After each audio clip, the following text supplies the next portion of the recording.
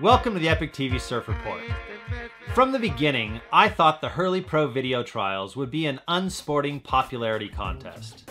And as the Cam Richards versus Dane Reynolds semifinal proved, I wasn't wrong. I also wasn't the only one who thought things might turn sour.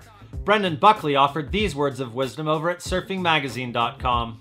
Don't let any social media campaign influence your decisions.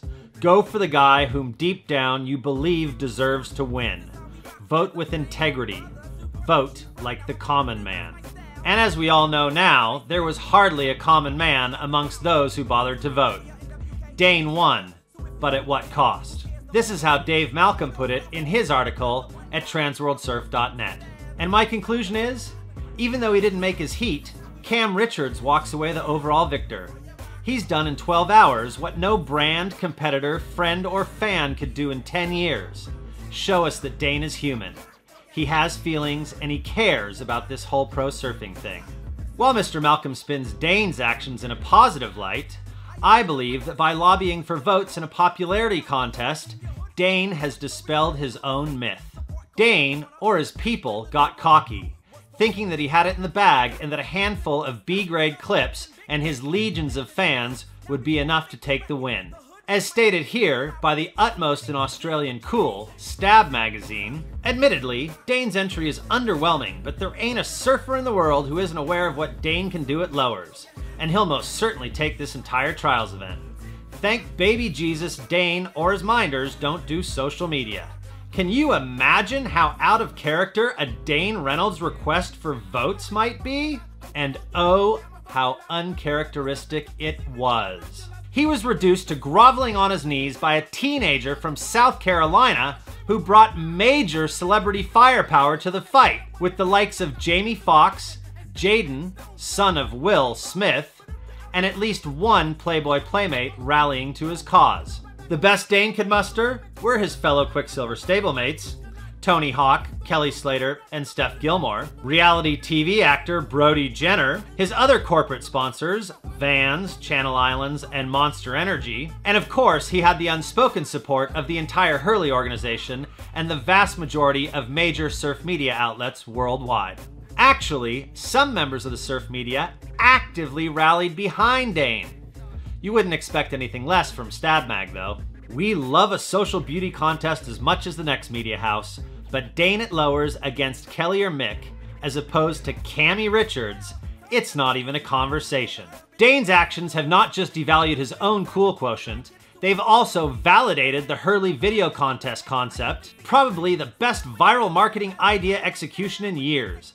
I wish it was my idea. The Dane we thought we knew and loved would have graciously accepted defeat in the popularity contest with a simple shrug of his shoulders, while creating a backlash against Hurley from surf fans everywhere because their stupid idea backfired and awarded the wrong man the wild card. Instead, he sold his soul for the chance to get back in the game for just one contest, which he tried to justify via his new Instagram account. And why do I want to surf in the lowers comp? To challenge myself against the best surfers in the world at one of my favorite waves. But the constant refining and testing of WCT life ain't where my passion's at. Damn, Dane. You say it's not where your passion is? Fine. Don't grant yourself eternal legend status by asking the ASP for a tour wildcard.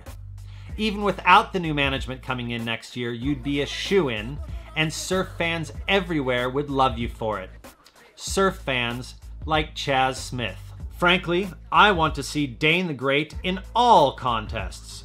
A few wildcards will not do the trick.